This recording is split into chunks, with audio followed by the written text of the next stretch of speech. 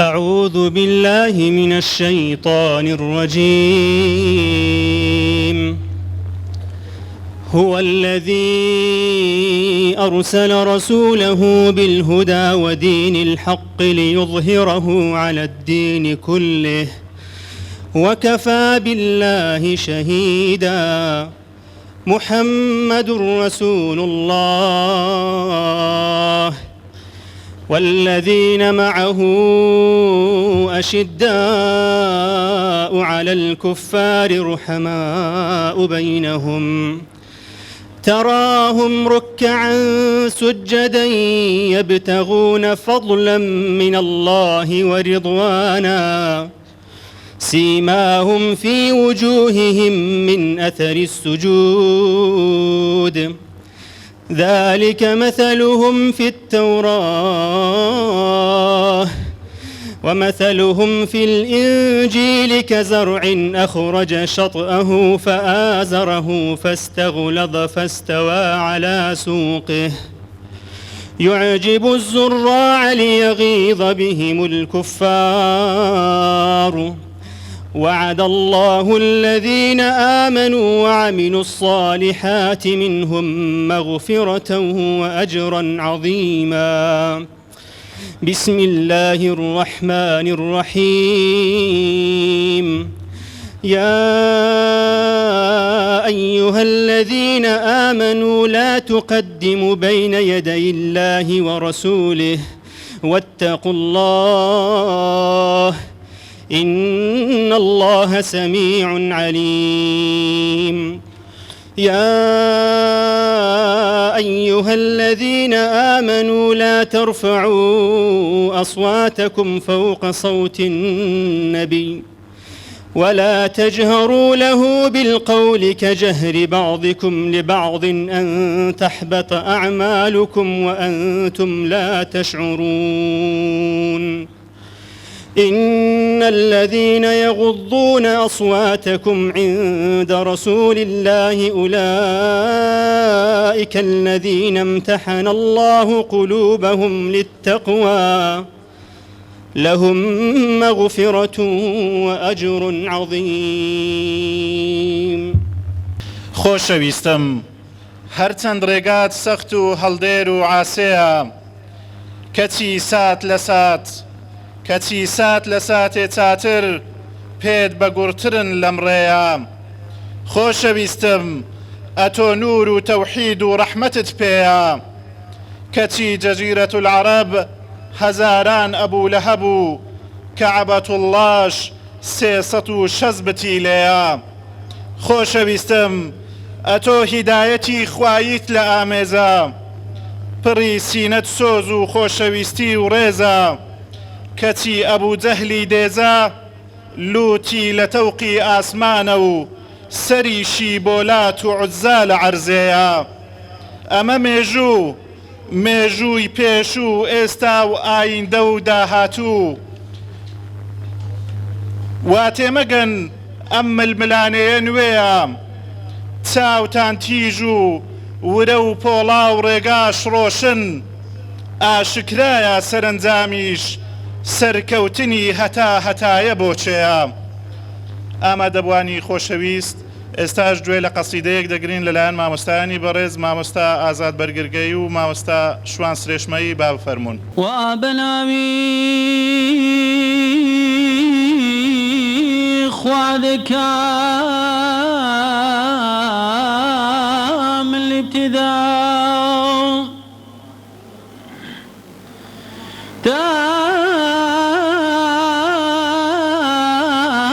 بأمري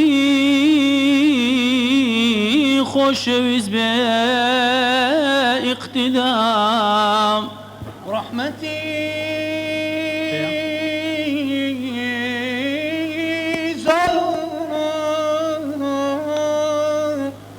رحمتي زور سلامي خواي مبين سر محمد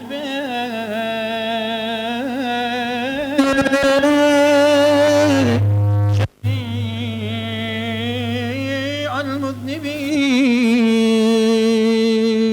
هم لسار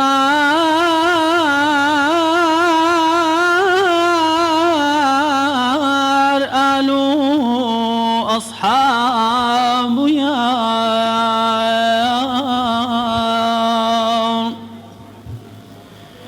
تا قيامات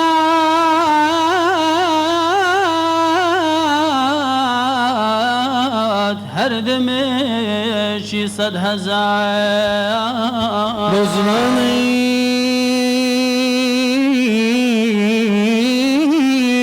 كردي يشيل زبان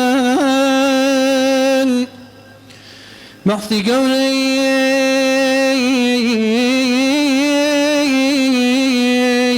هدو عالم كم بيان مولاي صلي وسلم دائما أبدا على حبيبك خير الخلق كلهم بناوي أو خداياك كاملة وبكرا بخش الدايا وميرابا خواني بيت الحرام مولاي صلي وسلم دائما أبدا على حبيبك خير الخلق كلهم واجبي إلهي لهي قيلت جيلاتي لو أشكى مولاي صلي كردو ووردي إلهي مولاي صلي وسلم دائما أبدا على حبيبك خير الخلق كلهم آمين تذكر جيراني بذي السلامي مزجت دمعي جرى من مخلتي بدمي مولاي صلي وسلم دائما أبدا على حبيبك خير الخلق كلهم ربي بالمصطفى مصطفى بلغ مقاصدنا واغفر لنا ما مضى يا واسع الكرم مولاي صلي وسلم دائما أبدا على حبيبك خير الخلق كلهم اللهم صل على سيدنا محمد وعلى آله وصحبه وسلم اللهم صل على حبيبنا محمد وعلى آله وصحبه وسلم اللهم صل على شفيعنا محمد وعلى آله وصحبه وسلم خۆشەویستم تاوگەی میهرەبانی خوایی خەرمانی نور و ڕۆشنایی ئاوازی بەسۆزی مارشی ئاسوودەیی و دڵنیایی ئەی هەوێنی ئاشتی و برایەتی و تەبایی ئەی سەر قافڵەی ژینی دنیا و ڕۆژی دوایی ئەوەی زمانی بەناوی پاچی تۆ نەپژێ ئەوەی سینەی هەوای کوێستانت هەڵ نەمژێ ئەوەی لە پڕشنجی نوری دەستوری تۆوە وەرنەگرێ ڕێنمایی تا هەتایە دەسلێتەوە لە ناو زۆنگاوی گومڕایی ئاما دەبوانی خۆشەویست ئێستا شتەی بە خێراتن لەلایەن بەڕێز مامۆستا مەڕوان گەڵاڵی بەرپرسی مەڵبەندی سۆرانی کۆمەڵی دادگەری و ئەندامی سەرکردایەتی جەنابیان با بفەرمووێت. الحمد لله رب العالمين والصلاة والسلام على أشرف الأنبياء وخاتم المرسلين محمد وعلى آله وصحبه وسلم. بناوي خوم كارجران وأنداماني ملبند سرجم کادیرانی کۆمەڵی دادگەری بە خێراتنی مامۆستایانی قەدرگران و خوشکان و برایان و سەرجەم چین و توێژەکان دەکەین و بە ناوی هەمووشمانەوە بە ناوی دەڤەری سۆرانەوە زۆر زۆر بە خێراتنی مامۆستای بەڕێز و خۆشەویست مامۆستا وشیار جافەرانی دەکەین لەوێ ڕاتا ئێرانە بەخێر بێ سەرسەر و سەرچاومان و خوازیاریشم خوای گەورە بە گەورەی و عەزەمەتی خۆی چۆن لێرانە کۆی کردوینەوە لەسەر حەوزی کەوسەر بە خزمەتی پێغەمبەرمان بگەێنێ عەلەیهی سەڵات وسەلام یاخوا بەخێر بێن سەرسەر و سەرچاومان وەسەلام عەلەیکم وەڕەحمەت اللهی وبەڕەکاتوه. خوای گەورە پاداشتی مامۆستا مەڕوان بداتەوە. خۆشەویستم، ئەی ڕەونەقی جەرگ و هەناوی ئامینە، ئەی مزجێنی شەبەقی چاوی عەبدوڵڵا، ئەی گەنجی نەو هەتاوی ماڵی حەلیمە و پاکترین هەناسەی سینە، ئەی هاوڵی مرد منداڵی 12 ساڵی ئەبوو تاڵیب، باوڕ پێکراوی خەدیجە و خاڵی لە زەهرەی خیانەت و بخل و چینە، ئەی لاوی دامەزراوی زرنگ و بەزیبک و گورج و گۆڵ، ئەمینداری کۆمەلگایەکی گەندەڵ و هێڕ و هڕۆڵ، خاکە لێوەی تێرامان و وردبوونەوەی تەنیایی ئەشکەوتی حیڕا، دڵ بێدار ئەی تروسکەی حەقیقەتی بەردەم هەزارەها داهۆڵ، گۆڵدانی دەستی حکمەت و وەحی و ئیقرە و جوبرەئیل، تاڤگەی بەرفراوانی بەزەیی و چاوی خۆر و دەستی سپی و سۆڵ، پەیڤە نەرم و نورانیەکانی بانگەواز. ئامادەبوانی خۆشەویست ئێستاش گوێبیستی سرودێشتر دەبین لەلایەن مامۆستایانی بەڕێز با بفەرمونون. أنوار عالم محمد صلوات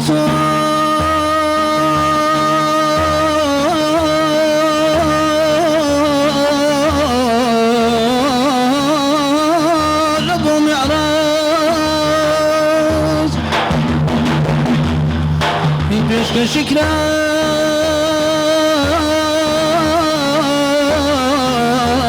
براق تاج والله ما بمتمون بالطول المحتاج أنوار عالم صنوات قربان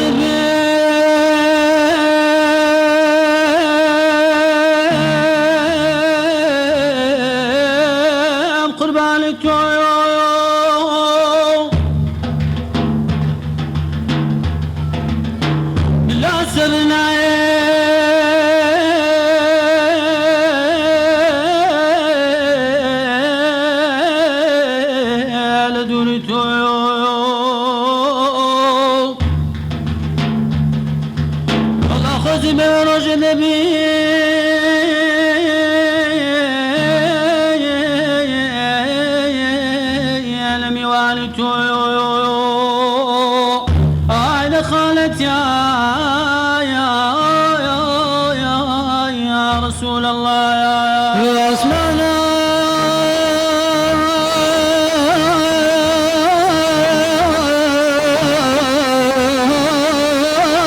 تاخذ فلا محمد صلوات من اخواني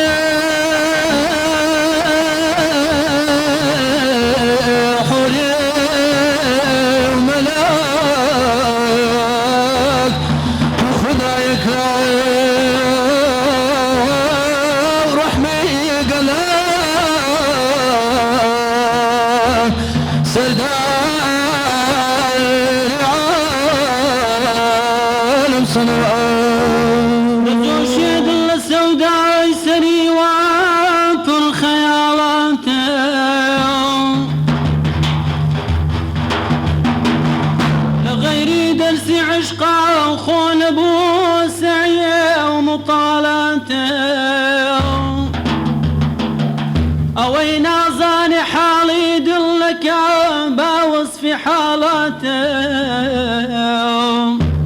حبيب اخذ اذاني بول عالم بمضالاتهم لطفي سين ريش ودري سر بسوداتم وي بعيشو سر بسوداتم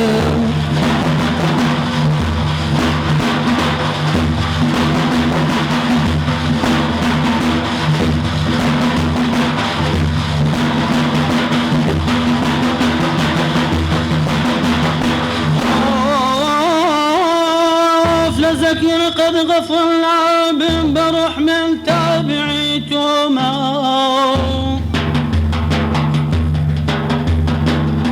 لذكرت قد نبم غافل برحمة تابعيتما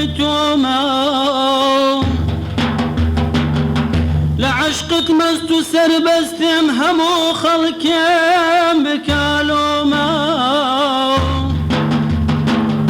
وكو پروان شیداتم اگرچی بے پروپما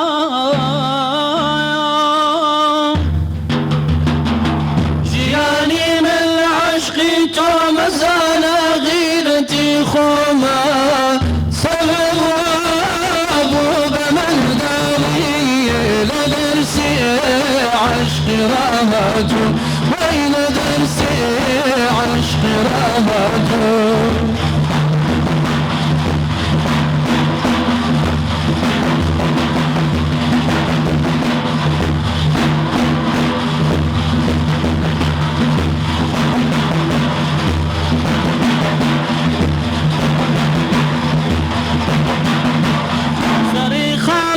سوداك تشلو سودانا كم جانا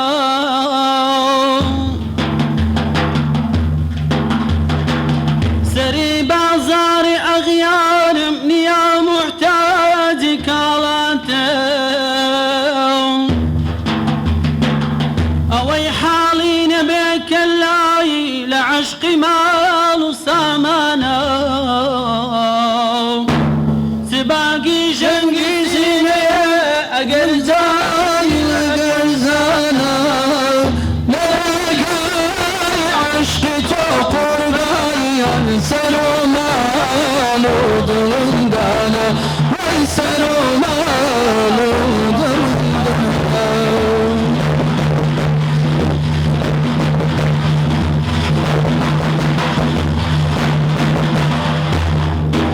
اللهم صل على سيدنا محمد وعلى آله وصحبه وسلم اللهم صل على حبيبنا محمد وعلى آله وصحبه وسلم اللهم صل على شفيعنا محمد وعلى آله وصحبه وسلم خوای گەورە پاداشتی بەخێرتان بداتەوە. خۆشەویستم ئەی پێغەمبەر ئەی گەورە و سەردار و سەروەر پێشەوا و پێشڕە و ڕابەر تۆی خۆشەویست ناڵە و نزوولە و هاواری تێکڕای چەوساوانت دەبیست تۆی خۆری هیدایەتی حەق ڕۆشنبوونەوەی سەراپای تاریچیەکانت دەویست تۆ ئەو پێشەوا و پێشڕەوەی چەپکێک گوڵی سەدە و زەمانی زێڕینا بوویە هەڵگری پەیامێک وێڕای تەقەلای نەمان و بغز و بەرپەزدانەوەی بێپسانەوە بێترس و تێڕامانەوە بەبێ لە خەیاڵدابوونی گەڕانەوەی دەروا و لە بەرە و پێشچووندا ڕەوتی کاروان و ڕەوڕەوەی ئامادەبوانی خۆشەویست ئێستاش گوێبیستی و تەشیرینەکانی مامۆستای بەڕێز دەبین مامۆستا وشیار جافەرانی جەنابیان بافەرموویەچن. يا رحمن يا رحيم الحمد لله رب العالمين والعاقبة للمتقين والندامة للظالمين وصلى الله على سيدنا وشفيعنا ونور أبصارنا محمد وعلى آله وصحبه أجمعين. عاشقانی ئاینی پیرۆزی ئیسلام عاشقانی ڕێبازی پاک و بێگەرد و پیرۆزی ئیسلام عاشقانی مەدرسەی ڕەسوول اللهی ئەکرەم عەلەیه الصەلاة وەسەلام دوای سوپاس و سایشێکی فراوان و بێپایان بێ ئەندازە بێ سنوور ئەوەندەی خوا پێی خۆشە بۆ خوای تاک و تەنیا و بێشەریک و هەروەها داواکردنی لێشاوی ڕەحمەتی ئەو خوا میهرەبانەی قوربانی بم کە میهرەبانیەکەی بێسنوورە و خۆی نەبێ کەس نازانێت چەندە برژێ بەسەر ئارامگا پاک و پیرۆزەکەی نوری چاومان ڕێنیشاندەری دنیا و تکاکارمان لە دوا ڕۆژە خوا بەرشفاعەتیمان خا پێغەمبەری ئەکرەم عەلەیهی السەلات وەسسەلام لە مەدینەی منەوەرە و بۆ سەر گیانی ماڵ و خێزان و یارەکانی و شوێنکەوتوانی بەگشتی و بە تایبەتی بۆ سەردڵ و دەرونی ئێوەی بەڕێز خۆشەویستان سوپاسێکی بێحەد و بێسنوور بۆ پەروەرگار کەم بەم سیما جوانانە خوای پەروەرگار قەدەرەکەی وابوو بەهۆی مامۆستا مەروان و کاکە شیروانی گوڵەوە بە خزمەت ئێوە بگەین دڵمان لە ئاستی یەک محەبەت هەبووە لە دڵمانە بۆ یەک ئیتر قەدەرەکەی خوا بۆی ڕێخستین کە بینە خزمەتان لە پیرۆزترین مانگدا کە مانگی لەدایکبوونی ڕابەرەکەمانە وەکو حەزەتی ئەبوبەکر فەرمووی بە دایک و باوکمەوە بە قوربانت بم ئەی ڕەسوول ئەڵڵای ئەکرەم ئەگەر تۆ نەبوویتایە ئەم خوشک و برایانەمان لەکوێ دەبوو ئەم خوشک و برایانەمان لەکوێ دەست دەکەوت لە سایی ئیسلاما دەستمان کەوت مامۆستا مەلاکەریمی بیارە خوا دەرەجەی عالی کە دەفەرمێ پرسیاریان لێ کرد فەرمیان مامۆستا ڕۆژی و شەوی لەیلەتولقەدری کۆتایی مانگی ڕەمەزان گەورەترە یا مانگی مەولودی پێغەمبەر و ئەو ڕۆژەی کە پێغەمبەر تیادا لەدایک بووە فەرمووی ڕۆڵە کوڕە شیرینەکانم خانمەکانی کورسبان ڕۆژی لەدایکبوونی پێغەمبەر لە لەیلەتولقەدریش گەورەترە فەرمیان چۆن مامۆستا وا دەفەرمووی فەرمووی خوا لە قورئان فەرموویەتی لەیلەتولقەدری خەیر من ئەلفی شەهر بەهۆی چیەوە بەهۆی نازڵبوونی قورئانی پیرۆزەوە کە هاتۆ بۆ سەر دڵە پاکەکەی پێغەمبەر کەواتە ئەگەر پێغەمبەر نەبوایە قورئانیش دانابەزی کەواتە ڕۆژی دووشەممە لەو ڕۆژەش گەورەترە بۆیە لە ئیبن عەباسیان پرسی ڕەزا و ڕەحمەتی خوای لێبێ فەرمیان ئیبن عەباس تۆ گەورەی دیا پێغەمبەر صلى الله عليه وسلم چی فەرموو فەرمووی من پێش ئەو لەدایک بووم بەس ئەو لە من گەورەترە بە ڕوتبەی پێغەمبەرەکەی محمد رسول الله وما محمد إلا رسول ما كان محمد أبا أحد من رجالكم ولكن رسول الله وما أرسلناك إلا رحمة للعالمين ورفعنا لك ذكرك ما شاء الله يكم باي إسلام يكم لدرقادان من بو إسلام داخلي إسلام بين بكلمة شهادة أشهد أن لا إله إلا الله وأشهد أن محمد رسول الله يعني بدل شایەتی دەم بە زمان ئیقرارەکەم بێجگە لە خوای ئەڵڵا بە حەق هیچ خوایەک نییە شایانی پەرستن بێ و بەدڵ دیسانە و دووبارە شایەتی دەم بەدڵ بە زمان ئیقرارەکەم محەممەد پێغەمبەری خوایە صلی الله عليه وسلم ئەمە نیعمەتێکی گەورەی ئازیزەکانم جا بۆیە پێغەمبەرە فەرمی عەلەیهی سەڵات وەسەلام سێ ڕانمایە دەدا بە دایکان و بە باوکان دەفەرمێت دایکان و باوکان کۆرپەکانتان ئاشناکەن بە سێ وشە بە سێ کەلیمە یەک با خوا بناسێ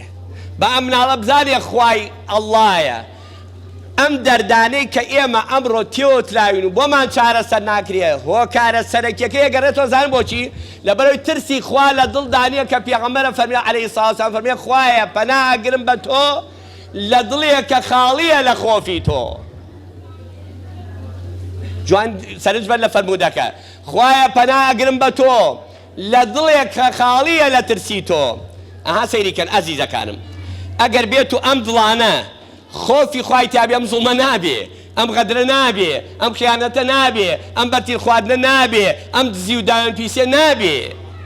هەموو هۆکارە ڕئیسیەکەی گەڕێتەوە بۆ خۆفی خوا لە دڵی خەڵکانیە و ئەفکارەکانی غەیری ئیسلام هەموو هەوڵێکیان شەو و ڕۆژ مادیەن معنەویەن هەوڵەدەن ترسی خوا لە دڵی خەڵکان دەرکەن بۆیە ئێستا بە هەرچی شێوەیە بە هەرچی هەوڵێ هەوڵەدەن بۆیان چارەسەر ناکرێ بەڵام ئەگەر بێت و ترسی خوا و خەڵک لە ڕەقابەی خوا بدرسێ بۆ خۆی بەختەوەرە بێت چەند نمونەیەکتان عەرز دەکەم مناڵێک تقریبا 3 ساڵ عمرێتی مناڵێکیش تقریبا 5 6 ساڵ عمرێتی دوو کچن خوشکی یەک ڕمانی ڕەمەزان بە ڕۆژوون مناڵە پشکۆلەکە بە ناوەنجیرەکە ئەڵێ فلان کەس ئەڵێ ئاگات لێبێ لەژێر قادرمەکانە شت نەخۆی نەڕێی دایک و باوکم چاوی تێوەنێ خوا چاوی تێتەوەیە. جا ئەگەر مناڵێک ئەگەر نەوەیەک ئەگەر جیلێک ئاوا پەروەردەکرێ ئەم زوڵم و زۆرا بێ نا دڵنیا بن نابێ. مامۆستایەکی بەڕێز کە هەمومان خەرزاری مامۆستایان تەبەن بە ئیجازەی ئەو مامۆستا بەڕێزان بۆ من شەرمەزاریە کە ئەوان دانیشتون قسە دەکەم، بەڵام ئەوە لوتفی خۆیان وەکو قوتابیەکی ئەوان قسە دەکەم. مامۆستایەکی بەڕێز لە قوتابخانە خوێندکارەکان تاقی دەکاتەوە، ئەڵێ کێ ئەتوانێ پەلەوەرێکم بۆ سەر بڕێ و کەس ئاگای لێ نەبێ، هەر کەسێ سەری برە و کەس ئاگای لێ نەبێ وعد بێ دەرەجەی باشێ دەبێ. هەمووی باید دێتەوە لە مامۆستا من ئەوم سەبڕی ئەوم سەبڕی ئافەرم. یەکێکیان ئەگری ئەڵێ بۆ چێکریت؟ ئەڵێ مامۆستا تەکلیفەکەی تۆ زۆر قورس بوو. پەلەوەرێ سەبڕی قورسە وتی بەڵێ، وتی چۆن؟ وتی تۆ فەرموود لە شوێنێ سەربرن کە کەس ئاگای لێ نەبێ، چوومە ژێر زەمین، چوومە سەربان، چوومە هەر شوێنێ خوا ئاگای لێ بوو، نەمتوانی سەری بڕم. فەرمی ئافرین تۆ لە دەرەدەوە ئان کەوتن. نمونەیەکی ترتان بۆ دەجەرمەوە. برایانی مرور خوا مۆفەقیان کە، خوا یارمەتیان بە. برایانی مرور کامێرەیەکیان دانا بۆی سورعەتی سایقەکان کەمکەنەوە، چونکە خۆتان دەزانن لە جیهاندا ئەوەندەی بە حادیسەی سیارە ئەمرێ بەشتی تر کەمتر دەمرێت. خەریک وەکو حەربی عالەمی لێ دێ، هەتا لە بۆشی بە بناڵە ماڵە بۆش لیان پرسیوتە ئەم شەڕە چی بوو لەگەڵ عێراقا کردێ؟ ئەم هەموو خەڵکەکە بە کوشتی نا بەقەر حادیسەی سیارە خەڵکم نەکوشتەوە دوو وڵاتم ڕزگار کرد. سیارە ئەمڕۆ بۆ عیاذ بالله بۆ بە مەلیکولمەوت و گیانی و عالەمەوی بە سیارە دەرەچێ، سیارەی کوژێ، سیارە لە ناویە بە. باشە برایانی مرور خوا مۆفەقیان کە هەڵسان کامێرەیەکیان دانا بۆی سورعەتی سیارەکان کەم بکەنەوە. بەڵام سەیری کە مش چارەسەری کێشەکەی نەکرد. چۆن؟ سەیری بەندە خۆم لە ڕۆژێ لەگە برادەرێکدا بووم ئۆتۆمبیلی لێخوڕی، بڕواتان بێ زۆر بە سەریعی دەڕۆی، قەدەری خوارد لەگەڵ ئیستۆپێکی ناوەختی کرد. بڕواکە ئەگەر پشتێنی سەلامەتیەکە نەبووە ڕەما سەرمان بیا بە جامەکە و جامەکەمان پشکاندایە کە چوینە ئەو بۆ مامۆستاوەکەتی ئەها کامێرەکە بۆی غرامەم نەکەن. باشە کە چوینە نزیکی ئەو کامێرەی کە ئەم بە کامێرەیە زانی براکان مەزان چی بوو؟ سەتڵێکی خۆڵدانرا بوو ئیبرایانی شارەوانی گسکەکەی بەسەرەوە بوو لێ بوو بە کامێرە. مامۆستای بەڕێز ئەگەر لە ڕەقابەی ئیلاهی بترسایتە، لە کامێرەکەی ئەڵڵا بترسایتە، خوا تەنەزولی پێ ناکردی بۆ تەنەکەیکی خۆڵ. ئەو خەڵک لە خوا ناترسێ، بۆیە ئەم زوڵم و زۆرە بەرقەرارە. ئێمە یادی لە دایکبوونی پێغەمبەرە. کاکە کێ بە پێغەمبەری محەممەد ئەمین کێ پێی بوو؟ مسڵمانان؟ نەوەڵڵا ئەی کافرەکانی قوڕەیش پیانەوە. کافرەکانی قوڕەیش لەقەبی ئەمینیاندا بە پێغەمبەر، پیان دەوچی محەممەد ئەمین. باش لەسەر سەفا خوا کە ئینزاری پێغەمبەری کرد فەرمووی وەزیر عەشیرەتەکە الئەقرەبین، خزمەکانی بان کەرەوە کۆیان کەرەوە کاکە ئیسلامیان پێ بگەنە، پێیان گەێنە لە ئیسلام، پەیامی ئیسلامیان پێ بڵێ. باش لەسەر سەفا خەڵکەکەی کەوتی خەڵکینە بەڵێ ئێوە من بە چێ زانن؟ یان بە پیاوێکی دەست پاک، دایان پاک، زمان پاک، ئەمین، بە قیمەت، بە نرخ، بە شەعامەت. باش ئەگەر بڵێم لەو دیۆ جێشێ دێ و ئێستا ئەدا بەسەرتانە بڕواکەن، یان ئەرەوەڵا بڕواکەن. بۆچی بڕواکەن؟ خۆی چی لێ نییە؟ فەرمی لەبەرەوەی تا ئێستا درۆمان لە تۆ نەدیوە، درۆ لایەقی تۆ نیە و درۆ نەکردووە، لە 63 ساڵ عمرا درۆیە نەکەی. ماشاءڵڵا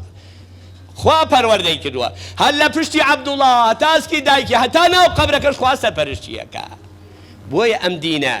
شەو ڕۆژ لێی دەدەن، بە ملیارات ملیارد دۆلار سەرفەکەن، کەچی سوبحانەڵڵا ئەوان بوون بە ڕەشەبا ئیسلام و دینی محەممەد بۆتە پشکۆ و ئەگەشێتەوە. ئەو تا سەردڵیانی گرتووە، ئەو تا ئەوروپا هاوارێتی لەسەر ئەو بانگەوازی ئیسلام، ئەو تا کەنێسەکانیانە فرۆشن و ئەیکەن بەچی؟ ئەیکەن بە مزگەوت. ئاگاتان لێ بوو پاپا هاواری لێبەردۆتی نازانم ئەم ساڵ چییە؟ وەکو بوومەلەرزە لێ یابین وایە بەجارێ خەڵک ڕووە کاتە ئیسلام و ئیسلامە بێ، هۆی چییە نازانین. خەڵک بێزار بوو لە داوێن پیسی، بێزار بوو لە درۆکردن، بێزار بوو لە فێڵکردن، بێزار بوو لە خیانەتکردن، بێزار بوو لە چاوبەستکردنی خەڵک، بێزار بوو لە خۆکردنە چاوی خەڵک، بێتاقەت بوو، هەناسەی نەما. ئەو ئەفکارە ئیلحادیانە سەیریان کەن، هیچیان پێ نییە بەخوا، هیچیان پێ نییە. چەند نمونەیەکتان بۆ بێ. ڕۆژێ لەگە برایەک ئۆتۆمبیل لێخوڕی مامۆستا وتم بەڵێوتی مامۆستا من بڕوام بەخوانی ئەعیاذ بالله. هیچ تینە یانی تۆڵی خوا نییە؟ ناوەڵی ئاوا تی تم وەخت بڕوان ناکەمەوەش خوێنەوار و شارەزابی هەندێک بەڵگەی علمی بۆ بێنەوە سەربوونی خوا بەڵام ئێستا کۆمەڵێ نمونەی سادە و ساکارت بۆێنەوە ئینشاءڵڵا بە ئیزنی خوا قەناعەتی پێکەم کە خوا هەیە بڕواتامی عەزیزەکانم بۆ خوای کە سەمیع و بەسیرە سیارەکە دووتەنیە بۆ پیکاب لە هەورازەکە کوژایەوە لەگەڵ کوژایەتی یا ئەڵڵا خۆی ئێستا تۆ وتی خوا نییە ئەم ئەڵڵای لەکوێنە دوو لە ڕوویەوە پەرژینێکی قایمەتی گوم خواردم جا هەر جارێ 100 جار گوت خوارد چکم ناماپڵت ئەوە خوا ئەوە گوت دەرخواردەیە پێت دەسەلمێنە کە ئەڵڵا هەیە حەی القەیومە حەی القەیوم ئانی چیان پێ نییە بەخوا فەبوهیتە الەذی کەفەر برادرێک وتی مامۆستاتم گیان وتی من بڕوام بە لەدایکبوونی عیسا پێغەمبەر نییە بۆچی؟ ئاخر مامۆستا شتێک بڵێن ئێوە عەقڵ بیرنێ عەقڵ بڕکاتم چۆن وتی ژن حورمەتمێ بۆ خوشک و دایکانم ژن بە پێ پیا چۆن مناڵێ بێ آخر خەلەلەکەوەیە تۆ ئیمانێ بەخوا نێتی نەخێر بڕوام بەخوا هەیە نا ئەگە بڕوام بەخوا بێم چەنەبازیە ناکەی چکم خوا کە بڕیارێکی دا ئیذا قەضا ئەمرا ئەن یەقول له كن فيكون بینی کاف و نون هیچ نییە بەوەندە بێوێ چی بێ ئەیکا بڕوا بەخوا نییە مشکلەکەتی وەڵا بڕوام باوتم درۆکەیت بڕوا بەخوا نییە بەس یەک نمونەی دەلیلێکی عەقلیت بۆ دێنمەوەتی ئادەی وتم تۆ ئەنجومەنی بەڵێ وتم کچێکمان لایە ناوی کچەکە نابم لەبەر حورمەتی ئەو وتم ئەو کچە شووی نەکردووەتیە وتم بۆ کەپرە برنجە حەو مناڵەوەتێ حەو مناڵی بۆ نووسیوە بۆی بەعی بەنێ عەبدێکی کە تۆ مەخلوقێکی لە مەخلوقەکانی خوا توانیتە حەو مناڵبەی بە کچێکی شوو نەکردوو خوایە کە خالقی کەون و کائیناتە ناتوانێ مناڵێ بابە مەریەم بەخوا کە چاری دەمی تۆ ناکەوت ماخر تۆ ئێوە هیچتان پێ نییە فەبوهیتە الەذی کەفەر کوفریی پێ نییە کوفر بەتاڵە ئەفکارەکانی ئیلحاد ئێستا کە یەندێنە ناو ئیسلامەوە نەفرەت لەو بەرنامەیە بە نەفرەت بێ ئەو بەرنامەی کە 100 ساڵە عومری بەسەریە ڕوا پەشیمانم کاڵک بە ئەژنۆی خۆمەشکێم بە دەگمەن هەیە ناڵێم نییە چکم بڵێم نییە ڕێ بێویژدانی بکەم ناڵێم نییە بەڵام لە هەزار لە ملیۆنێک نابینی 100 کەس لەم دینە مرتەد بێتەوە ئەگە لێی تێگا ئەوە ناوەی کە عادەتیە ئەوە نا ئەوەی ناکە ئیشی پێیەتی ئەوە نا ئەوەی کە لە حەقیقەتی دینەکە تێدەگا بڕوا ناکەم لە دین واز پێنێ وەکو یارانی پێغەمبەر عەلەیهی سەڵاتو وەسەلام سەحابەکەی گیرا بە دیل فەرمیان یەک کەلیمە زۆر داوای شتیان لێ کە بەڵام بە یەک کەلیمە نامێ زۆر کاتتان بگرن بە یەک کەلیمە وتیان نەجاتی دەبێتی چییە وتی تۆ حەزەکەی ئێستا پێغەمبەر بینی عەلەیهی سەڵاتو وەسەلام لێرە عەزابی بینی تۆ ئازاکەنی نەوەڵڵی بۆ وتی زین چیتیا تی حەز دەکەم هەرچی گۆشتمە لێکەنەوە هەرچی ئەسقەریش بە بیار بەڵام دڕکێ نەچێ بە گیانی پێغەمبەردا بوومە لەسەر شەتوانی ئەمە هەڵکەنی هەڵی ناکەنەوە عەقیدەیە چۆتە دڵەوە چۆن واجی لێت ئەوەی کە کابرای کوردەوتی ئاسم گەرەکە کە ئاسنەکەی دەکوتا هەرێ ئەڵڵا لە ئاسنەکەیدا پاری ناکەوتی ئابیە بەبرا وتی ئەم لێی دایەکسە پاری کرۆتی ڕۆڵە ئەو فەرقی ئەو ئەڵڵای من و تۆچی و فتی ئەو ئەڵڵای من لە دڵ مابەوەی تۆ لە دەمتایە بۆیە دەوری عەزیزەکانم ئومەتە نازارەکەی پێغەمبەر سەڵسەم لەسەر سەفا و مەروە کە فەرمووی دەمادەم وایە جۆ بگرن جوا سەرش بن ئەم قسە ڕەحمەتی ئەو خواتان لێ بێ فەرمووی خۆ درۆتان لە من نەدەوتینەوە دەفەرمی سوێن بەو خوای کە خالقم خوا بە پێغەمبەر من ڕەوانەی کردۆ بۆ لای ئەبوو لەهەبی غەزەب لێ گیراوە ها خوا چۆر بەپەنگی کرد براکانم قەسەم بە زات و سیفەتی خوا هەرچی دوژمنایەتی ئەو پێغەمبەرە کابێ لە منەزەمەی TRO خۆی ببێت ڕۆ بێ ئیتر درۆنگزووی کەوتووە چکم خوا وعدیە ئینە شانیئەکە هو الأبتر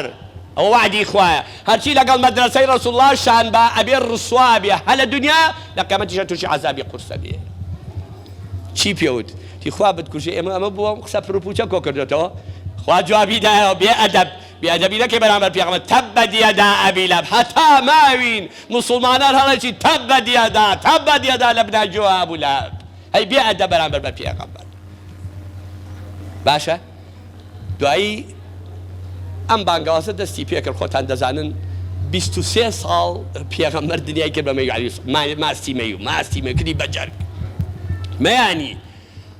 هەمووی کردە خوشک و برا تەفرەقە و ناکۆچ و دووبەرێکی وانێ هیچی نێش هەمووی کردە برا هەرچی بیوتە لا ئیلاهە ئیللا الله محەممەد سەرفرە ئەزە بۆ خۆی باش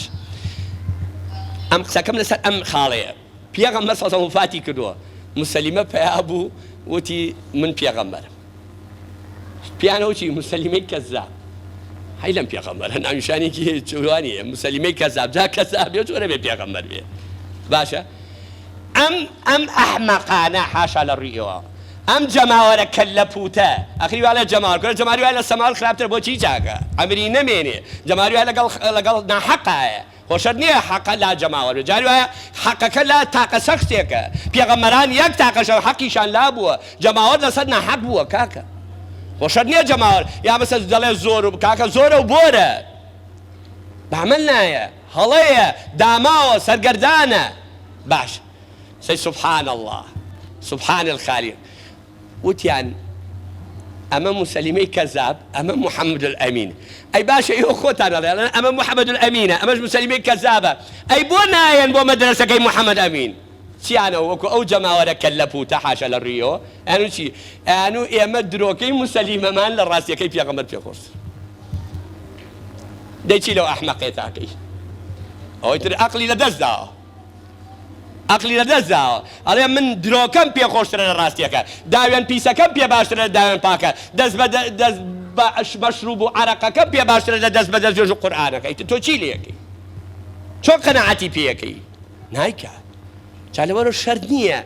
جاری وا هەیە ئینسان تاقە شەخصێکە ڕاستە لەسەر حەقە جاری وایە کۆمەڵێکی زۆریش لەسەر باتڵێ بە قوربانە ئازیزەکان خوای وەسفی ئەم پێغەمبەراکە یعنی کاتێمە کێشەمان لەسەر پێغەمبەر نییە عەلەیهیسسەلام هیچ ئەوەی ویژدانی هەبێ یەک زەڕە ویژدانی تیا بێ گلەی لە پێغەمبەر نییە محەممەد ئەمین باش کێشەکە ئێمەین مشکلەکە ئێمەین خەڵک لەبەر من لەبەر فڵان لەبەر کاک حاجی لەبەر فڵان نوێژ خوێن لە مزگەوت دوورەکەوێتەوە لەبەر پێغەمبەر نییە ئینەوە کەس حەدی نییە جورئەتی ئەو بکا بڵێ من پێغەمبەر وایە ناتوانێت ئیلا مەگەرێکی زۆر بێ ئەدەبێ سنوور بەرزێنە بەداگمە نەویش هەیە باشە خەڵک لەیی لە ئێمە هەیە ئینە تۆرە سەیریکەن ئەمەی کە پێغەمبەر کردوێتی خوا فەرمێ وەما ئەرسەلناکە إلا رحمة للعالمين ئەم عالەمینە زای کێوکێ جێبێتەوە براکەم عالەمی جن عالەمی مەلایکەت عالەمی ئینسان عالەمی حەیوان عالەمی نەبات عالەمی جەماد هەمووی لەژێر ئەم ئاەتە جێبێتەوە چەند نمونەیەک زۆر بەسەریعی ئەمە عالەمی مەلایکەت سڵاواتیان لە دیاری پێغەمبەر اللهم صل على سيدنا محمد وعلى آل سيدنا محمد خوا خۆی سڵاوەتی لە دیاری پێغەمبەر تەکلیفەکان لە پیرۆستترین مەخلوقی کە مەلایکەتەکانە فەرمێ ئەوش سڵاوات بەن لە دیاری پێغەمبەر إن الله وملائكته يصلون على النبي يا أيها الذين آمنوا صلوا عليه وسلموا تسليما سڵاوات إلى دیاری پێغەمبەر اللهم صل على سيدنا محمد وعلى آل سيدنا محمد ئەمە یەک سەیریکە دوو عالەمی جن سورەتێکمانێ لە قورئان ناوی جنە جنەکانە هاتن گویان لە قورئانەکەی پێغەمبەرەگەن جنەکانی وەکو دوو تایفەن تایفەیەکیان موسڵمان تایفەیەکیان سەرلێشاو و گومڕان ئەمە عالەمی جن دێتە سەر عالەمی ئینس ئەوە تا لە خوا بەزیابێ خوای لێت بەزیابێ بانگەواز نییە حیزب نییە لەم سەر ئەرزا عمری بچێتە 100 ساڵ دوای پەرت ئەم تفەکە ئەو نەعلەتەکە ئەوڵێ قەتای تۆ بۆڵێ عەمری تۆ نەمێنێ تۆ سەری لە من تۆ من ماڵی وێرانەکە تۆ ڕەنجران بەبا تو لعنەتی لێکە بانگەوازەکەی پێغەمبەر 1450 ساڵ بەسەر ئەم ریسالەتە ڕۆژ بە ڕۆژ وەکو پشکۆ ئەگەشێتەوە ئێستا ئیسلام لە بەهارێکی تەڕایە لە ئەوروپا مژدەتان لێبێ ئێستا ئیسلام لە بەهارێکی تەڕایە دارەکان تازە خون چاکەن گوڵی جوان پەروەرداکە گوڵی جوان دێنن مژدەتان برایەکی نووسەر خوا بەرەکەت خاتە قەڵەمەکانە چی هاکە ئیسلام گەڕایەوە دینی ئیسلام دینی خوایە دینی مەلاوشار و ئەحمە و مەحموونیە دینی ئەڵڵایە حتا حیات لەسەر ئەمەرزا بێ ئەڵڵا هەر هەبێ بێ دینی خوا هەبێ بێ قورئان هەبێ بێ ڕیسالەی محەممەد هەبێ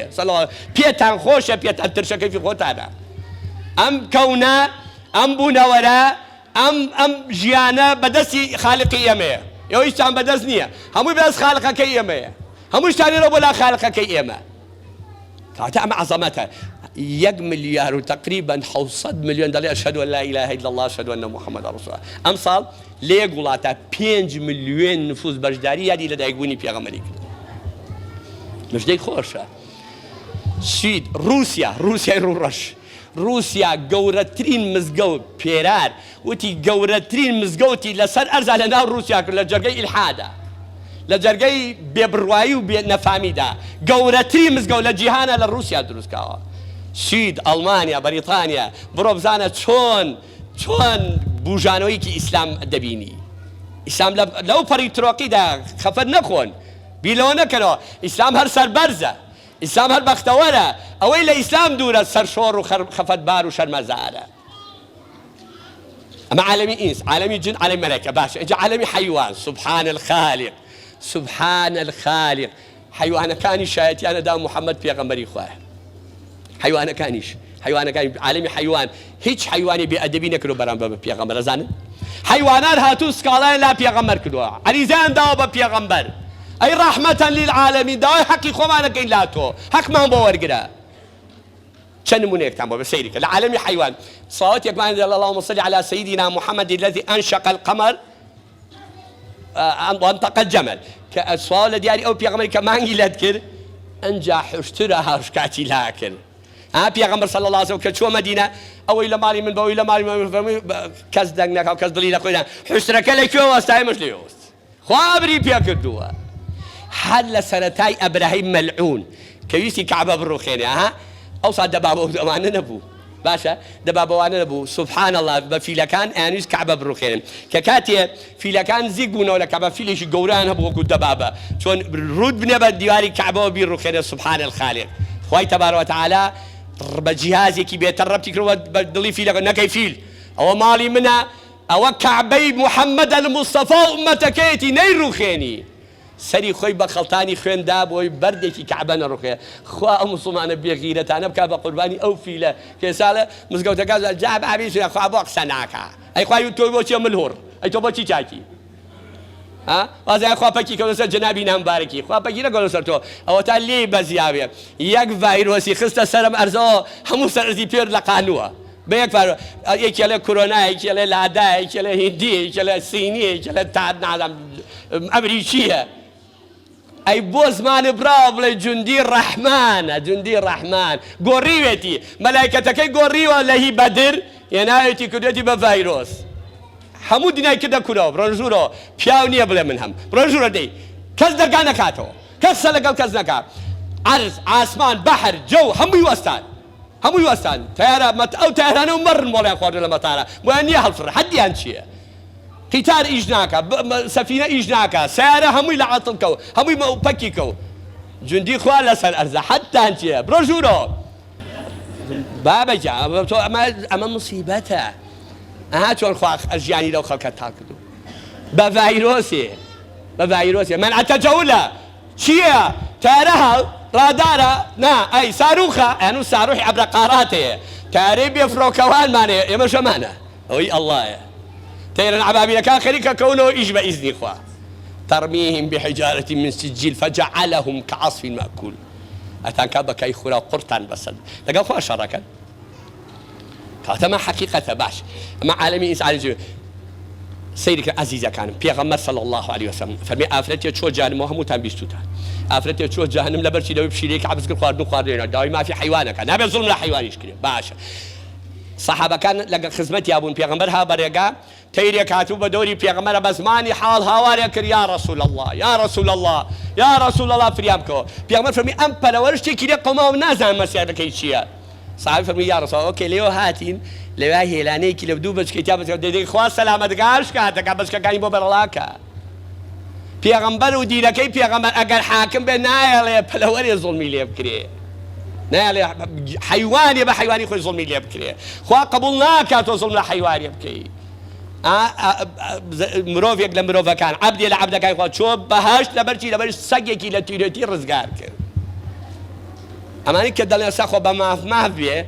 وەڵای ئەبێ هەمومان ئەمەگە قەڵە و خەپە بین هەر نەوەمان نەبێ بێ بازۆڵێکمانەوە بێ ئەو مافی ژنەوە ئەمە مافی مناڵ ئەمە مافی خوێنکار ئەمە مافی بزنە ئەمە مافی حیوانات ئەی کوا ماف هیچیش هە قسەی زل و هیچ کابرای ئێرانی قسەیکی خۆشیانێ ڕەحمەتی خوان لێوێ تی بە کابرا جاوان معریفەت دەنێن و خۆمانایە ماڵین لە خزمەتای ئەوان بە شێوەیەکی داڵێ نۆکەرتم ئەڵێ نۆکەرتم وتی کابرای لەگەڵەتی وەڵا کەرێ بۆ باش بە نۆکەرم بۆچی باشە ئەی تۆ ئەڵێ مافمان من ماف چی لێ بکەم بێم بە نان بێم بە ئاو بێم بە جل بێم بە دەرمان بێم بە کرێخان و هیچ مافی چی کوا ماف لەکوێیە با بۆری گرین نییە ماف لا ئەڵڵایە ماف لا رسول الله وەرە لەوی وەرگرن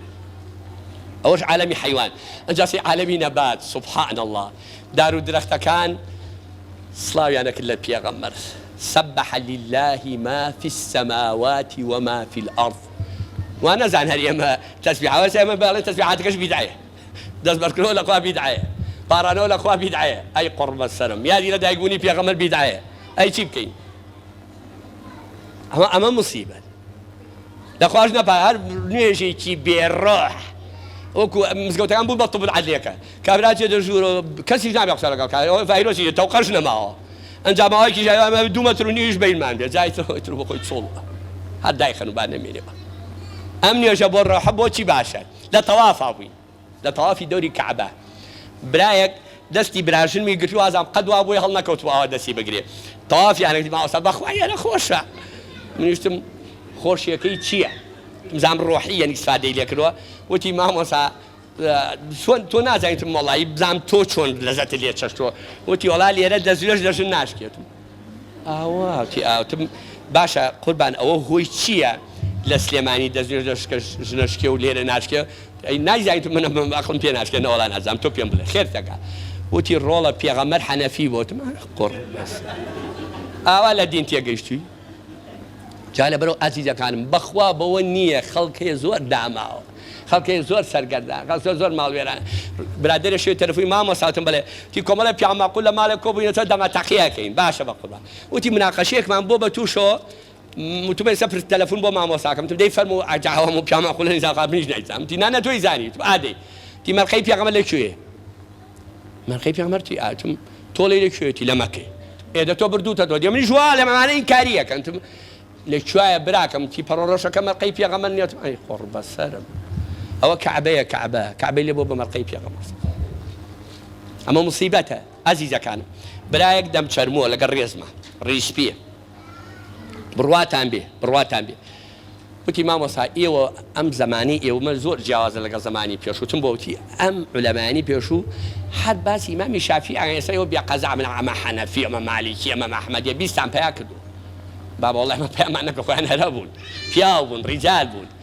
وتی باشە ماوەستا من پرسیار لە تۆکەم توانتی شافعی دوهەمین پێغەمبەر نییە ئەی قڕ بەسەرم ئەی ماڵوێران خۆم ئەی داماو سەرگەردان ئەمە دەم چەرموو بێ ئەمە دەم ڕادێ دەم لارکێ بێ جوانە باش لە مەجلیسێکی من نیکاح ناکەم لە 85ەوە خزمەتکاری میحرابیان نیکاح ناکەم ئەسباب زۆرن ئێستا نامەوێت کاتتان بگرم لە مەجلیسێکا بووین ئافرەتەکە هاتۆ شووەکە سبەی نەبێ بە دایک ئەگەر خوا عومەر باقیکە بەڵێ باش من دادەگیان پایەکانی ئیسلام چییە هیچ سڵمون بکوون هیچ نازانم دایەکان پایەکانی ئیسلام هیچ وتما دایکی بانک دایکی وتم دایە ئەم کچە تۆی بەشوو سبەی نەبێ بە دایک قڕ بە سەرمە خۆ نازانێ پایەکانی ئیسلام چییە چۆن نازانێتم ئەی دەوتان نایڵێتی شەرم لە تۆ کاتم لە من تیاتم حەزەکەم نەچمە دەرەوە وەرە خۆ پێشیکەوە با بۆمان بڵێ تی ئەبوو بەکر و عومەر و عوسمان و عەلیتم ئەی خوا ڕووی تۆ سپینەکەوە ئەبوو بەکر و عومەر و عوسمان خەلیفەی ڕاشیدی یا پایەکانی ئیسلام حیف و ئەسەف ئومەتی پێغەمبەر صلی الله علیه و سلم بڵێ من موسڵمانم نەزانێ پای ئیسلام چییە بڵێ من موسڵمانم ناوی پێغەمبەرەکەی نەزانێ بڵێ من موسڵمانم نەزانێ قورئان چییە نەزانێ شەرع چییە نەزانێ دین چییە نەزانێ ئیسلام چییە حیف و ئەسەف بەداخەوە زۆر بەداخەوە پێشنیارێک دەکەم برایەک نامیلکێکی نووسیوە هەڵبن دەستان کرد زۆر هەرزان بە 2000 پارەی کیلۆی ترێ باشە نووسا پێغەمبەرەکەت بناسە معلوماتێکی جوان لەسەر پێغەمبەر لەسەر خێزانی لەسەر مناڵەکانی لەسەر زاوەکانی لەکوێ لە دایک بۆ لە شەوە فاتی کردووە با ئەم مناڵە کاکە پێغەمبەرەکەی بەلاوە غەریب لێ با ئیسلامی بەلاوە غەریب نەبێ با نامۆ نەبێ ئەسەفە بەخوا جێی داخە کە بڵێ من موسڵمانم ئومەتی پێغەمبەر مناڵەکە بێ ئاگا بێ لە ئیسلام هەر لەم منتیقەی ئێوە قوتابخانەیەکیان مقابلە کرد وتی ماشەڵڵا پۆلی وامان هەیە سیتە لە بەیتیا هەر سینای محەممەدە ماشاءڵڵا تی باشم چۆن بخێنکاران لێکە وتی وڵا بۆی باوکیانە وتی هی وایە قەدەری خوا باوکی جارەیەکێکە بە باپیرانە لێیچەکەینەوە ێ باشە محەممەدە نابێ بزانێ محەممەد یانی چی محەممەد کێیە بۆ ناونراوە محەممەد بە ناوی پێغەمبەر صلی الله علیه وسلم هەتا عەرەب قسەیەکیان هەیە دەڵێن کە چووی بۆ کوردستان گول کاکە حەمە چووم هەمی کاکە حەمێ ئەوەی ناوی محەممەدە محەممەد نییە ئەحمەدە ئەحمەد نییە مەحموودە ناوەکانی کە کەریمە حەمە کەریم ڕەحیمە حەمە ڕەحیم جەبارە حەمە جەبار حەمەیەکیان پێولکانەوە لە خۆشەویستی پێغەمبەر مامۆستا مەلا مەحموودی ئازادی خوا ڕووی ڕەحمەتی تێکا فەرمووی مناڵ بووم لە حەوشەیەکا بووین 9 ماڵی تیا بوو 9 باشە وتی بەلوعەکەم کرد بۆ دەست بە شۆتی سەحە ماڵەکەوتی خولە و بەلوعە بگرەوە جۆم لێنە تی خولە لەگەڵ تۆ ماڵەمە بەلوعە بگرەوەتی وڵا بەقسەم دەکەوتی هاتە خوار و گوێ کردی خولە لەگەڵ تۆم نییە وتم نا تۆ ناو خولە نیە وتم نە من ناو مەحمووە ناو خولە نییە ناوەکە ناشیرین مەکە من مەحمودم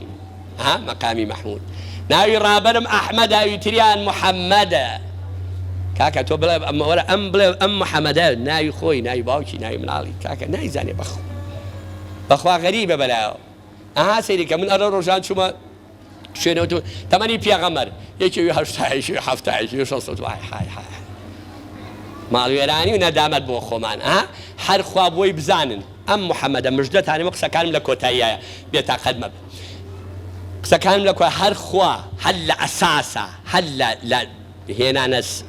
ئادەم بۆ سەر ئەرز حسابی بۆ ئەم پێغەمبەرە کردووە سەیری کەم بلا حەزێکی بچکۆلە تخوا بە مناڵەکانتان لە بابیری نەچێتە لە دەستی ڕاستمانە نووسراوە هەژدە زۆر ڕوون و ئاشکرایە نووسراوە هەژدە ئەمەش نووسراوە هەشتا و یەک ئەها کۆی کەینەوە نەوە ناوەکەی خوایە ئەی لە یەکی دەرکەن عمری ڕەسوول ئەڵڵایە 63 بیرتان نەچێتەوە تخوا مناڵەکانتان فێرکەن لە دەستی ڕاست نووسراوە هەژدە لە دەستی چەپ نووسراوە هەشتا و یەک کۆی کەینەوە نەوە ناوەکەی خوایە ئەی لە یەکی دەرکەن عمری ڕەسوول ئەڵڵایە اللهم صل على سيدنا محمد وعلى سيدنا محمد عزیزەکانم من زۆر خۆشحاڵ بووم ئەمڕۆ بە ڕۆژێ لە ڕۆژە خۆشەکانی ژیانم تۆمارێکم کە لە خزمەتی ئێوەدا بووم کۆمەڵی مژدەتان دەبێ و کۆتایی بە وتارەکە دێن پێغەمبەر صلی الله عليه وسلم فەرمێ حەو کۆمەڵ هەن لە ژێر سێبەری ڕەحمەتی خوا نێکێ لەوانە لەبەر خوا خەڵکی خۆش بێ لەبەر خوا ڕقی لە خەڵک بێ حاجی قار هەبوو پیاوێکی زۆر دۆستم و پیاوێکی پیاوانێک و کاک ئیسماعیل و ئان وتی مەلا و شارتم گیان تی خۆزگە تۆزێ جوانیش بووی تا خەڵکەوە خۆشەویتم مام حاجیگە ئیسلام جوانت دەکا ئیسلام جوان دەکا کابرای پێوتی مەلا و شارتم بەڵێتی من عمرم زۆریش گەڕاوم زەلامی وەک تۆم کەم توش بووە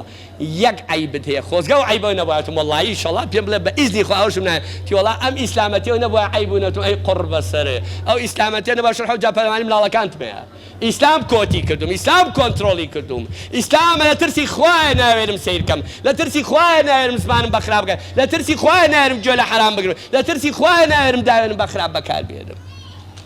لە خۆفیڵە ئیسلام منی والیەکە داماو ئەگەر ئیسلام نەبابیش پیاوخۆرە بووم وەک خەڵک پەلاماری خەڵکمەدا دزی مەکرد خەڵکم ڕووتە کردەوە پەلاماری خەڵکمەدا زمانم بەر دەبوو قسەی خراپم دەکرد قسەی ناشیرین و ناڕەوام دەکرد بۆ شەرەفی خەڵکم ڕای ئیسلام کۆنتڕۆلی منی کرۆ نایەڵێ ئێمە هەموو قەرزاری ئیسلامی ئەگەر من ئیسلام نەوێ خەڵک بە شوای ڕام ناگرێ ئێوە کە گوێ لە منەگرن لەبەر خوا گوێ لە بەرگە کە من خۆشەوێ لەبەر خوا خۆشەوێ هیچ بنەتێکە بە من نییە هیچ معاملەیەکیش لە بینمانە نییە هەرچیش معاملە هەیە هەمووی زۆربەی زۆری دوای پەشیمانی لە دوای بەڵام ئەم برایەتی ئیسلامیە پەشیمانی لە دوانیە لە قیامەتی ئینشەڵڵا ئەجری لەسەر وەرەگرین الأخلاء يومئذ بعضهم لبعض عدو إلا المتقين بەخوا هەرچی بەرنامە هەیە هەمووی لە یەک ڕاکە کوڕ ئەو کوڕەیە عەلەمەکە بەرێتە ناو قەبرەکە لەگەڵ خۆی حەجی چییە عەلەمەکە گەن بە چاوێ ئەوێ بڵێ لا إله إلا الله محمد رسول الله عەلەمەی خۆمان نەبیی ناخوا لا إله إلا الله محمد رسول الله أو شهادة نبي أو كارتي بطاقة نبي بقى ناتي تباش لا تدخلوا الجنة حتى تؤمنوا ناتنا باش حرام عليك كإيماني نبي يترحى زكاة همو دنيا بكا بعطون همو دنيا بكا بين اللي ورناجيري شكم إيماني لقلاني بوشي إيشو كردو برولوي ورقلان من موظفي أوقافهم لكاتي شركاك شري داعش وخوان نبينينو یەکەم وەزارەت کێ معاشی وەرەگرت پێشمەرگە ئیشمان پێشەڕەکە باشە شکر شەڕ نەما لەخوا بەزیاوێ ئەنجا کێ وڵات تەربیە یانمانەگرین دەرز ناڵێنەوە باشە کاکەتانکەین بۆ وەزارەتی یەکەم مانمەگرن بە قوربان دەرسەکە بڵێن و بەڵێ باش بەخوا دوایی والیا بێمنەتیش بوون لە مامۆستا مەکتەب خەریب داکرێ وتی ئەنجا وەزارەتی سەحە کورۆنا برارڕۆ یەکەم کەس دەبێ سەحە وەریگرێ بۆ لەبەرەوەی خزمەتی خەڵکە باشە ئەی مەلا وەڵام مەلا ئین ئەجرە ئیلا عەلە الله با قیامەت وەریگرن ئەم بۆ دواوە چاولێ من ئەگەر بڕۆم ئەمانە بڕۆم بۆ وەزارەتی سەحە بڵێم کاکە من کارمەندی حکومەتی هەرێمی کوردستانم ئەوەندە ساڵ خزمەتی مێ شادم ئەمەیە ئەو نییە کاکە زۆر زەرورم نەخۆشیەکەم هەیە لێم قەومەوە یا مشکلەیەک بە معاشی ئەم مانگەم بنێ لە وەزارەتی ساڵەتی هەوسەوە تو ئەقڵێ لەدەست ناوە نەوەڵە بوو ئەی کاکە تۆ مۆزەفی ئەو قافی ئاتووی لە سەحە داوای پاراکی ئێ کاکە خۆرە یەک حکومەتەوە یەک سەرکردەبارە یەک پەرلەمانمانە یەک حکومەت فەرقی چییە؟ ئەم مانگە لە ڕێی خوا بێمەڵە کۆ دەبڕۆ مامۆسەبی من بۆ شێتخانە عەقلی دەدەزا تۆ ئیش بۆ یەکێکی کاکەی داوای پاداش لە خواکەیە ئەینەی خۆی تاڵە ئەینەی خۆی تاڵە ئیش بۆ چێکەی لەوی وەرگرە ئیش بۆ چێکەی لەوی وەرگرە چێت دەوێت چێ پێشەواتە چێ ڕابەرتە لەگەڵ ئەوە ئیشەڵا حەشرەکە ئەوە ئەسلی مەسەلەکەی ئەسلی مەسەلەکە ون نەکەن ئەسلی مەسەلەکە ئەمێ ئەزیزەکانمی بۆ ئیشەکەین پاداش لە وەرەگەین بۆ خوا ئەمانداتەوە إن الله لا يضيع أجر المحسنين بابا پیرێ مە ڕەحمە لە قەبرەکە وایە مە پەرۆلەکەڵێ خوا چاکەی چاکەکاران ون ناکە چاکە بکەو بێ بەدەم ئاو دێتەوە ڕێمە ئینشەڵا لە چاکەی مە پەشیماننی جا پێغەمبەر فەرمێ سێ کەس لەسەتی ئیمانی چەرچۆ کێ و کێ یەکێ لەوانە دوو کەس لەبەر خوا خۆش یەکتریان خۆش بێ لەبەر خوا ڕقیان لە خەڵک بێ باشە سێ پێغەمبەر فەرمێ صلی الله علیه وسلم کۆمەڵە کورسی هەیە لیوای تایبەت لەوێ شەیە لە قیامەت کۆمەڵە کورسی تایبەتێ بۆ کێ ئێوانە ئەوە بۆ ئەو کەسانێک کە لەبەر خوا خەڵکیان خۆشێ لەبەر خوا ڕقیانە لە خەڵک ئەوە فەرمایشتی پێغەمبەرە جا ئینشەڵا ئێمە ئەو مەحەبەتە هەڵەگرین بۆ قیامەت بە ئومێدی ئەوەی کە ئێمە خوامان لە هەموو کەس خۆشترە ئینشەڵا بێ بەگوێگەین بەدەم نا بڵێ خۆم خۆشێ بە قسەی نەکەی لەگە دینەکەی خوا نەبی لەگە شەریعەتەکەی خوا نەبی درۆک بەخوا برا یعنی حەقیقەتێکتان پێ بڵێم مامەی پێغەمبەر زۆر پیاو بەخوا ئەو ئەبوجەلەش کەڵە پیاوی عەجایب بووە پێغەمبەر ناینا ئەبوجەلی نەخۆ بەخوا برا ڕێز عەشرەت بۆ پیاوێکی پیاوانە و ناودار و ئەزایی بۆچی نێ و نایلە بەخوای زایی لا ئیلە ئیلڵا حەقا بەڵام ئەی وەڵڵای کاکە ئەوەی لا ئیلە داوایەکە بۆ من جێبەجێ ناکەی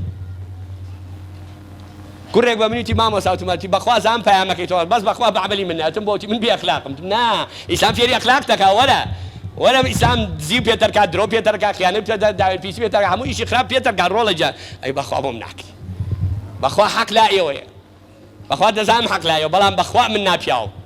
زۆر خۆشە ئەو حەقیقەتە بڵێ ئەو پیاوەتیەوە نەجابەتە ئەبوجەلی شەیوچی ئەی پێغەمبەر کوڕ من نەزانم تۆ خوا هەیە بەخوا چاکەزانم ئەی زانم تۆ حەقی بەڵام کاکە تۆش ناخۆش و کوڕم لات و پاتە لە خۆ کۆکردۆتەوە بیلال و سۆیب و نازانم سەلمانی فارسی مانەیەنی لە نژێن ئەبێ شان بابە شانی مناو ها جامە چۆنە بێ مزگەوتمان بۆ جیا کرد دیوەخانمان سیاوی پێی ئەی بوو وەکو بەرپرسەکانی بێ لەگەڵێمان نوێشکە ئەبێ ماڵەکەشی جیابێ لە دووری قەبرە قەبرەکەشی جیابێ لەگەڵ خەڵکان نەبێ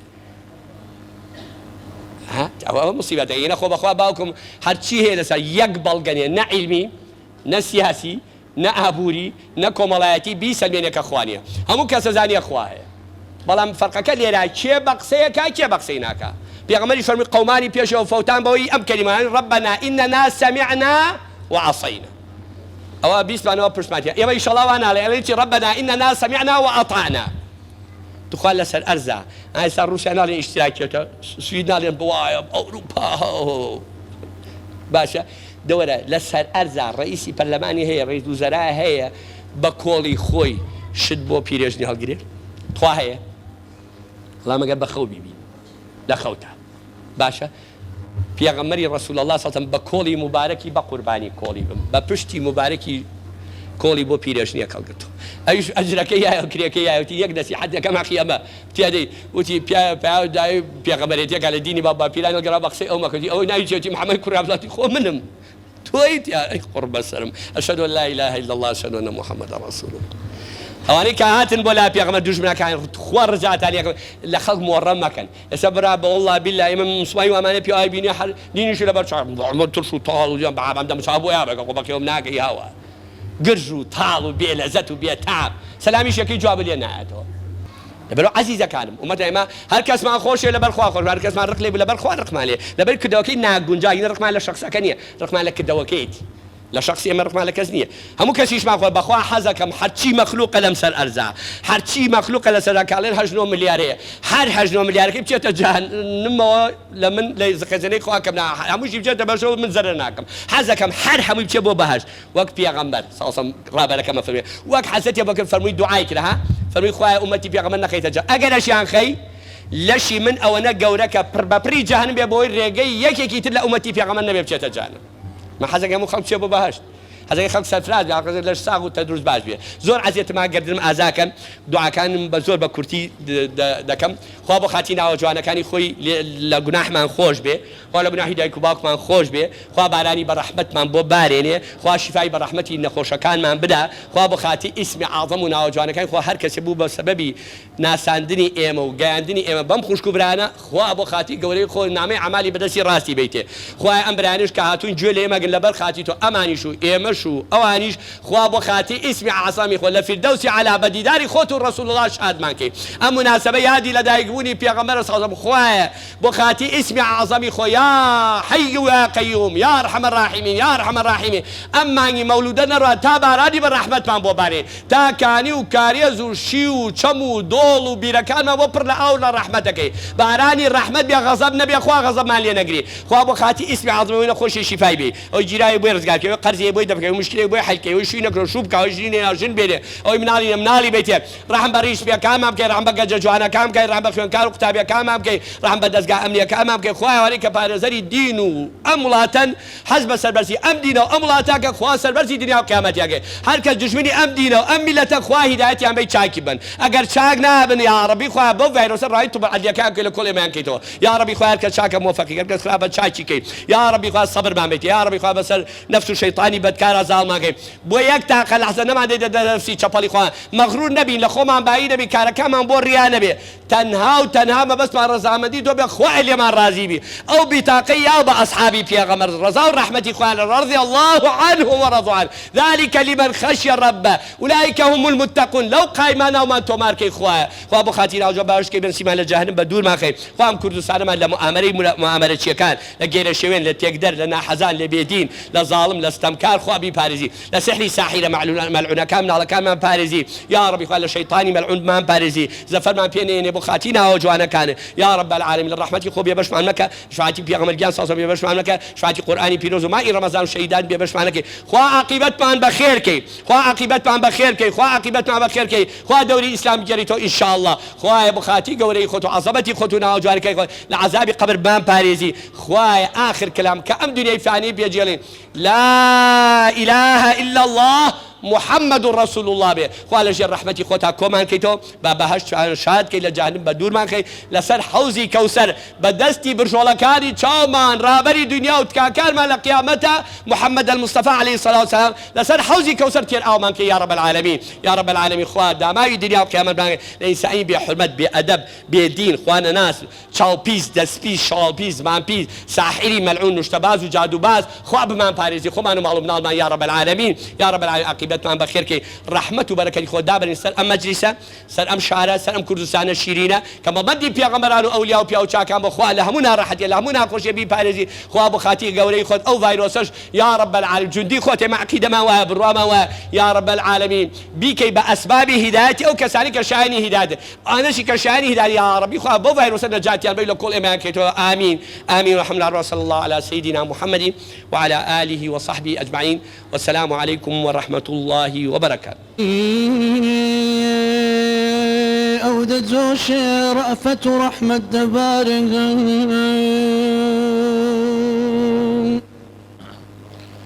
رؤوف هم رحيم وصف أوك وصف رحمن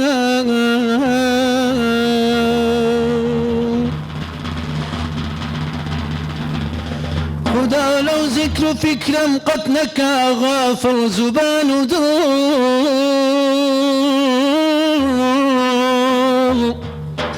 هتا غنت دلو سوس زباني باغ بستانا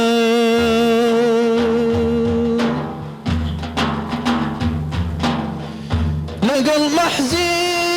خيالي ضربة تاري بوت الشرطو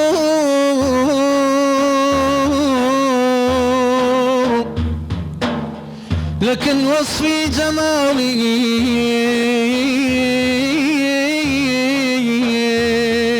لا يواسي القرب دامنا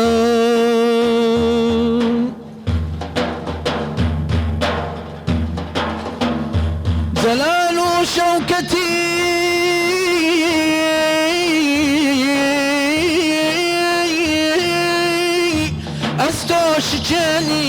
كشان ياسر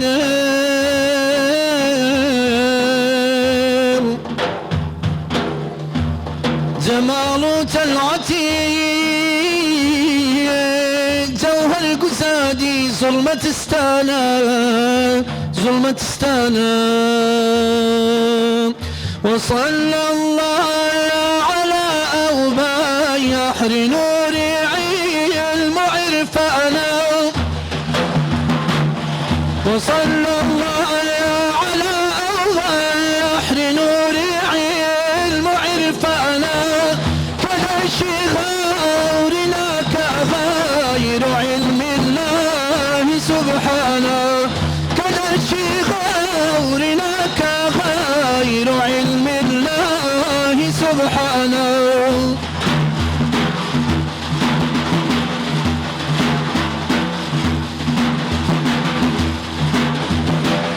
وصلى الله على أوذات باشي قدس آياته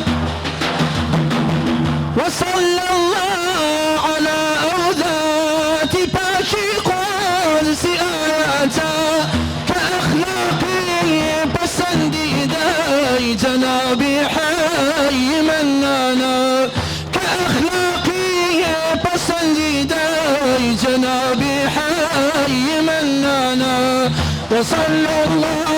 على بحر نور علم عرفانا وصلى الله على بحر نور علم عرفانا كذا شغورنا كغير علم الله سبحانه كذا شغورنا كغير علم الله سبحانه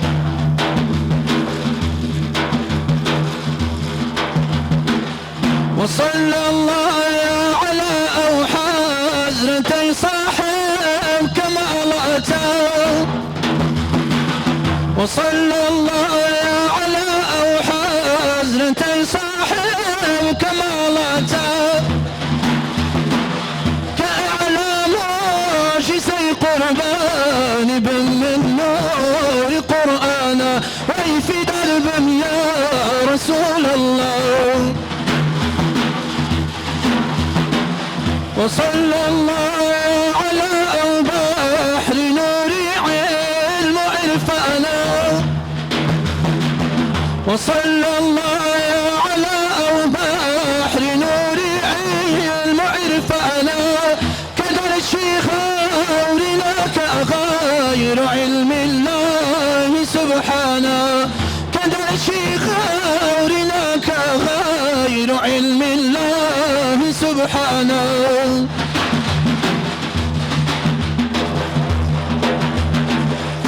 بخير بروج ميلادي محمد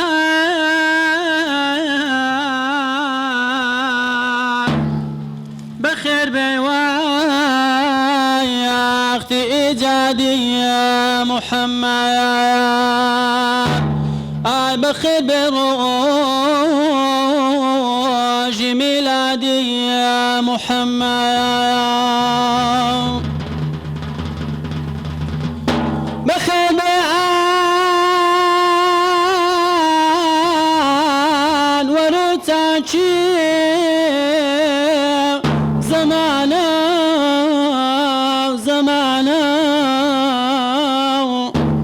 بخير بطاهر وباكي زمانا يا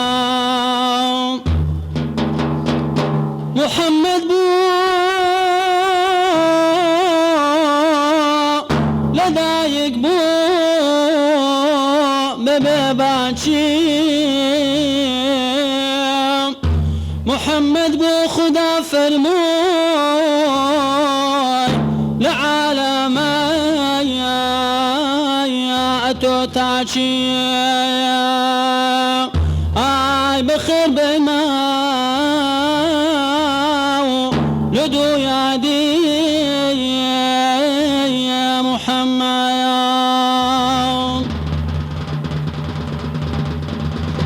محمد ما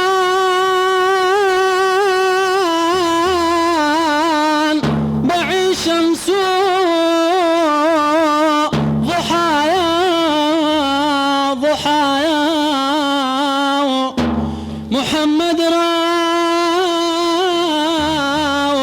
نقي أرضو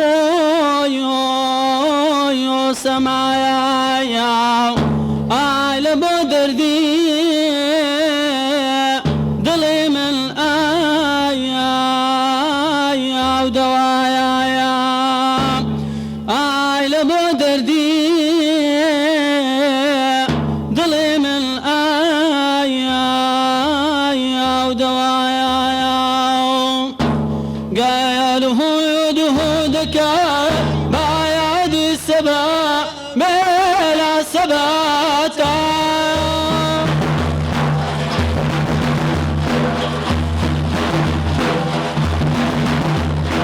قايله يدهودك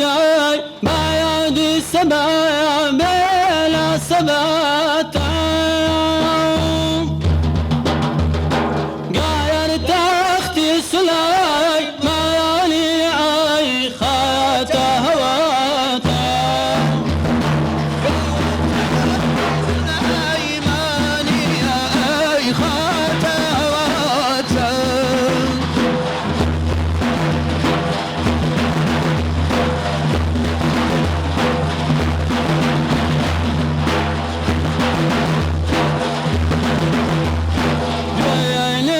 نفسي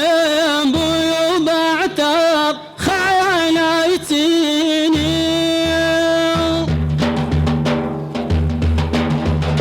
هينا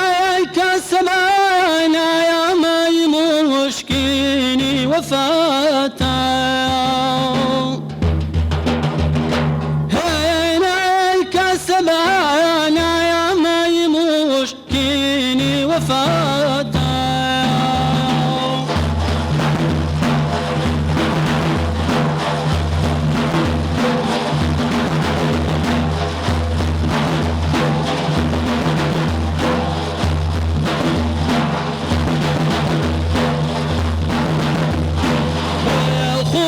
كاهتي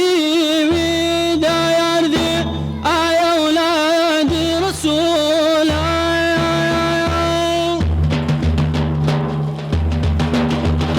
بيا خيود كاهتي ويدا يرضي يا أولادي رسول ناياز دار فراموش مكان طيوبي خداتا ناياز دار فراموش مكان طيوبي خداتا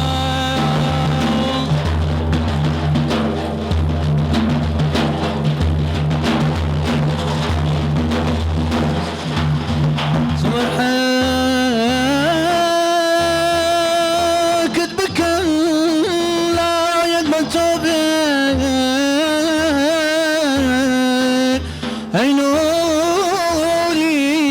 تواني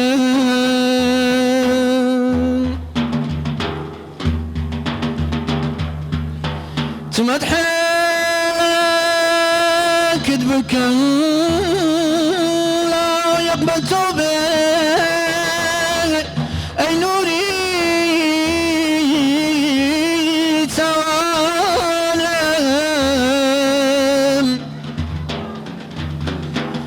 سندي بلام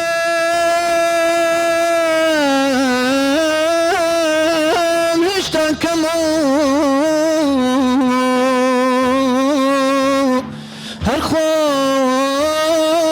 هالخوم بقر زار زانم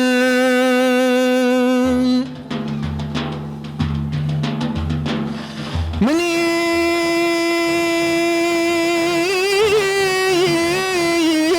بيسوس القدال تضحك بدم بالزبال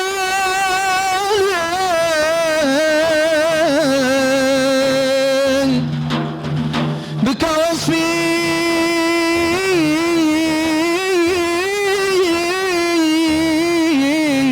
قوليتو قربان ذبال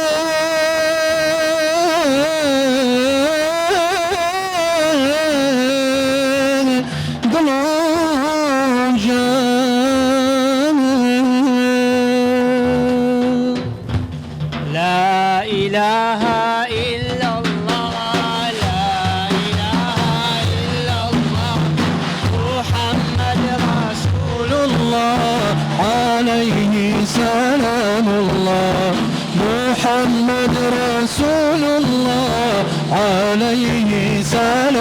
الله لا إله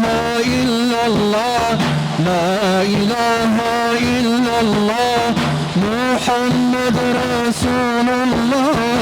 عليه سلام الله محمد رسول الله عليه سلام الله قرآن رهباني دينا هلكس ليلى فوتاوى قرآن بريدنا كس ليدا فوتاوى آفرين بو كاساي توبيك الدوغباوى لا إله إلا الله لا إله إلا الله محمد رسول الله عليه سلام الله محمد رسول الله عليه سلام الله ضيقي قيامة حقا كم صعب لا دنيا رقاي قيامة حقا كم صوب لاي دنيا داويشي نفسانية داويشي نفسانية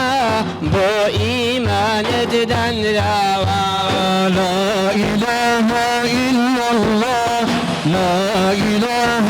إلا الله محمد رسول الله عليه سلام الله محمد رسول الله عليه سلام الله اللهم صل على سيدنا محمد النبي الأمي وعلى آله وصحبه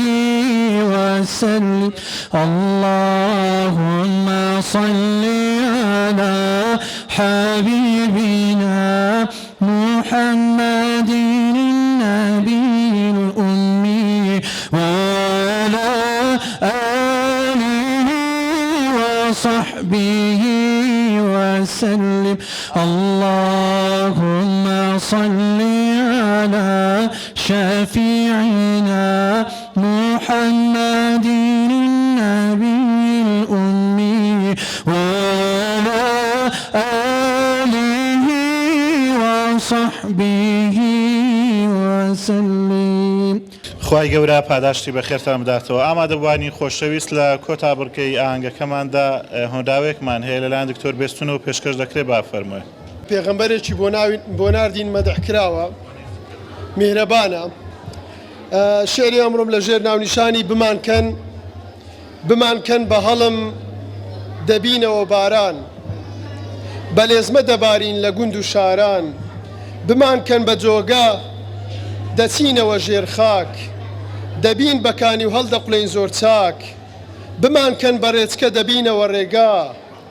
لە بۆ گشت مرۆڤێ لە ڕاستی تێگا بمانکەن بە دروستکە دەبینە بروسکە کارمان ئاوایە وا ڕۆشنایی دروستکە